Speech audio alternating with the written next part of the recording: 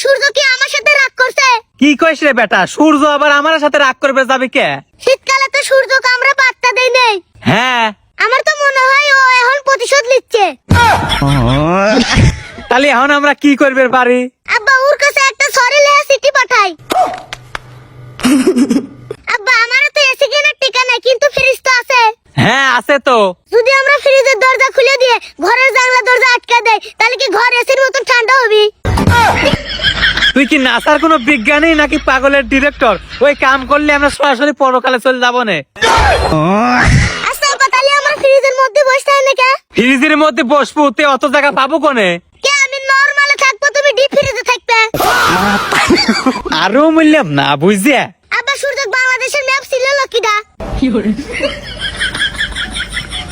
এ বেটা তুই কি চাস তোকে টানা রোদের মধ্যে আমি পাইতে তুই? না আব্বা, আমি ভাবতেছি সূর্যর কি গরম লাগে না? লাগেই তো। তে ও ফ্যান চালায় না?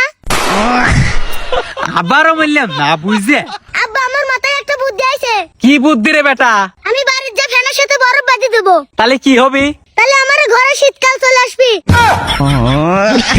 শীতকাল আসবি নাকি জানি না, তবে আমার বাড়ি একটা ডাক্তার আসবিনি। কি জন্য আব্বা? তো স্যান্ডেল দিয়ে বাইরে হাড় করে ভেঙে ফেলাবো না। আব্বা তুমি যদি আমাকে স্যান্ডেল দিয়ে মারে হাত পা ভেঙে দাও, তাহলে কি আমার শরীর থেকে তাপমাত্রা কমবে নি?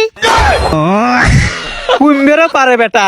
তাহলে আব্বা তোমাকে স্যান্ডেল দিয়ে মারে হাত পা ভেঙে দেয়, তাহলে তোমার শরীর থেকে তাপমাত্রা চলে যাবে নি? আরো বললাম না বুঝছে।